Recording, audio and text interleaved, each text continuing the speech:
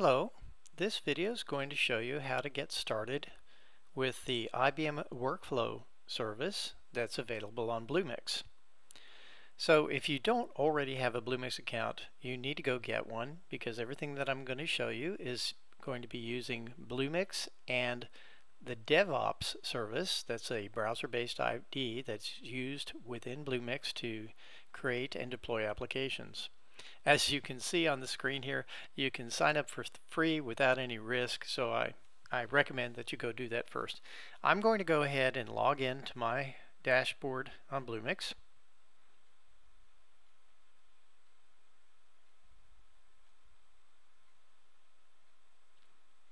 As an employee, I'll log in slightly different way.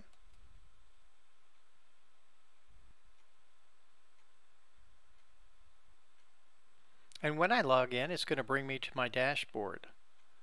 Now, the first thing that you need to know is that workflow is a service, so you want to add it. In order to use it, you want to add it as a service. So if you just scroll down, you'll see there's an add a service option. Simply click on that, type in the word workflow, and it'll bring up the workflow service right there, easy to see. Simply select it. Don't worry about the terms so much right now because we're just testing here. So we will add it as a service. And now here it's very important, do not bind it to an application. Right? You want to leave it unbound specifically. And that's because this workflow service will be used by a bunch of different applications. It's not embedded in your application. It's a standalone engine, if it were, that runs the scripts that you develop for your solutions. And then you just click on Create. Now, I already have one, so I'm not going to do that step. But when you come back, it'll show up in your dashboard down here in the Services section. All right. Now, if you click on that, you'll know that it brings up a nice little getting started page that tells you what to do. And the first thing that you'll need to do is you notice where it says install here. You'll want to install this DevOps plugin associated with the service. This will allow you to very easily create applications, create workflow applications in DevOps that you can, with a single button, click and they'll show up in Bluemix. So by all means, do install and follow the directions. Now I'm going to scroll down here. The most important thing for you to remember after you install this plugin is that you need to copy this configuration information down here, and copy all of it. Make sure you get all of it. See, there's a little curly brace here at the end. This is actually the URL for this service, and this is specific to the service that you just installed. So you want to make sure that you copy that, and then you'll go and configure the plugin in your project. So when you click on configure the plugin, it'll take you over to DevOps. DevOps, is IBM's web-based IDE. All right. You'll need to sign in here if you don't already have it. And here I am in DevOps. Now, if you notice in DevOps, if you come in a different way, you'll notice you've got these icons over here on the left, like show the workspace, show your repositories. The very last one down here is a configure option. And down here, these are all of the plugins that have been plugged in to my version of DevOps so I can use it. I want to configure my workflow plugin. And that URL that we saw, that needs to be pasted in here, right here, and I think you can see it. This is the service URL that was put in there so that I can connect to that specific service that I installed over in Bluemix. You'll notice you can have several different instances of it, and you typically only have one, but if you need to have multiple ones, this is how you do it. All right, now once you have configured all of the plugin and everything that you need, I suggest that you click on your stuff And here what you're going to do is you're going to create a new project. So I'm going to say create a project, and I'm going to have it, we'll just call it workflow video project example. That's a terrible name, but basically you'll see here, and this is the URL for this project if you ever need to get back to it. In my case, I just want to use, I'll use a Git repository. The main thing that I want to do here is I'm going to say that I want to deploy it to Bluemix. That's important because I want to be able to run this on Bluemix. Now when the project is created, it's just like any other DevOps project. There's absolutely nothing different about it at this point. In order to invoke the workflow services, what you need to do is you need to add some code. So I'm clicking on the Edit Code button. And now that I'm in the code editor, what I must do is create a new file.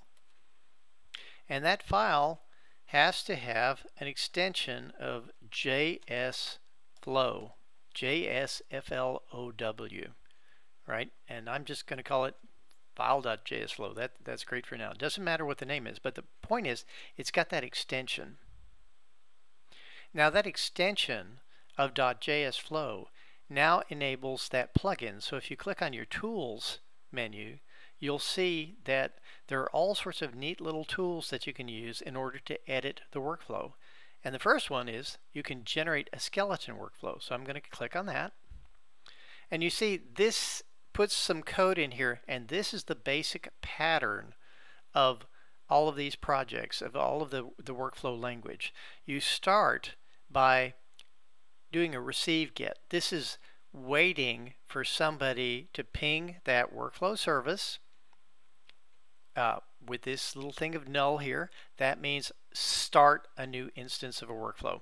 That's what happens there. Then you can do any sort of code in between there, and then you have the reply, and this has to be a match set of receive and reply.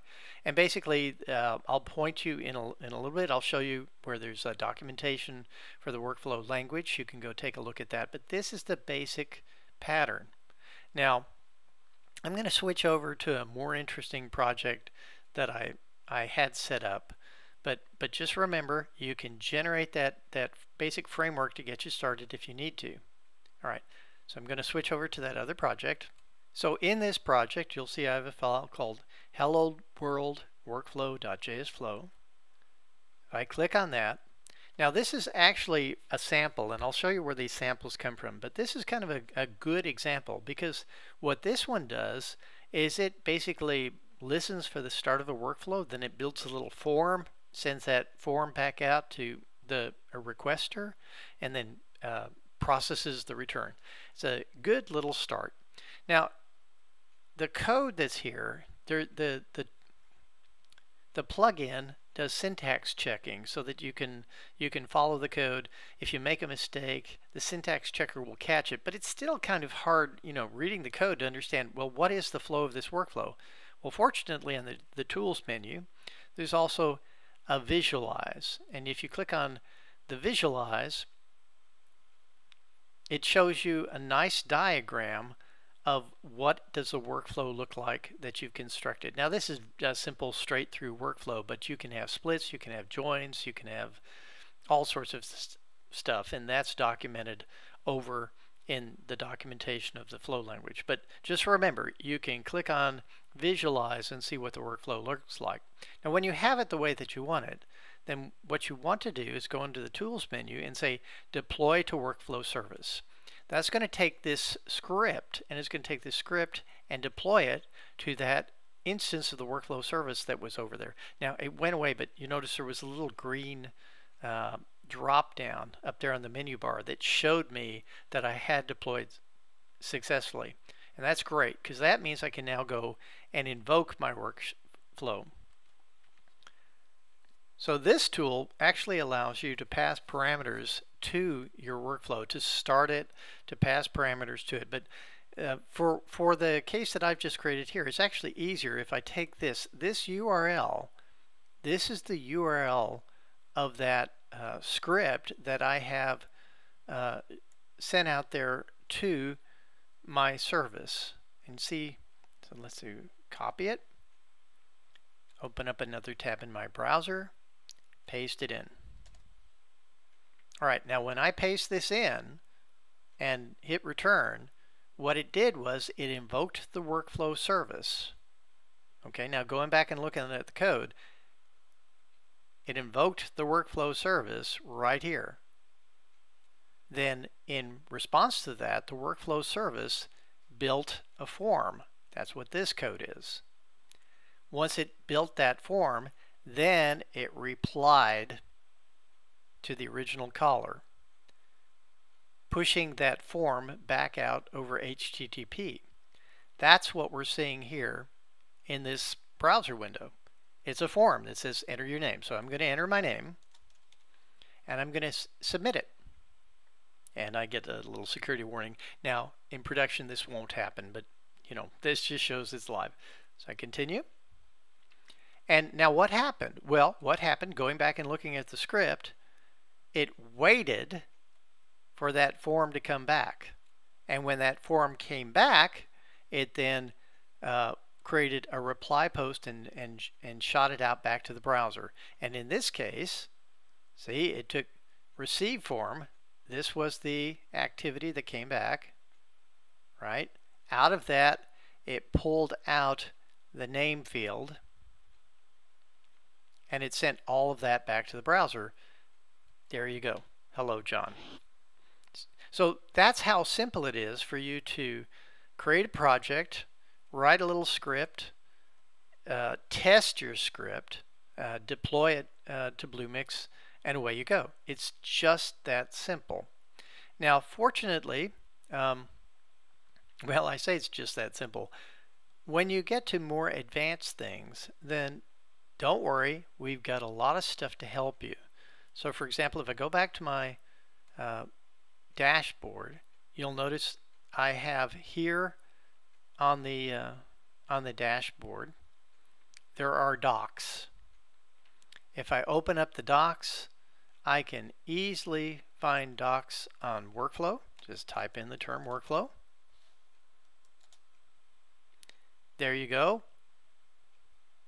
Here are the documents on how to get started with it. Also, there are documentation on what the workflow language is, documentation on how to administer the workflows, and there are a lot of great samples, right? So here, basically this is that sample that I showed you, but you can also, if you click over here,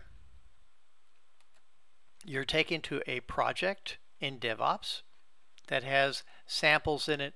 In this case, they're basic samples, advanced samples, examples of how to do the linking.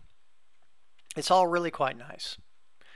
If this still isn't enough for you, there's also a forum. So if I go to the community on Bluemix, you'll see that we have forums. And from that forum, just search on the tag workflow. And that will allow you to ask questions, see previous answers to the questions, and basically get all the help you need.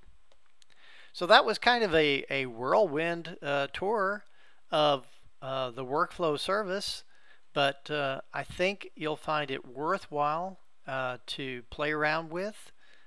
We'd love for you to test it out, give us your feedback, and join those forums. Thank you very much for your time.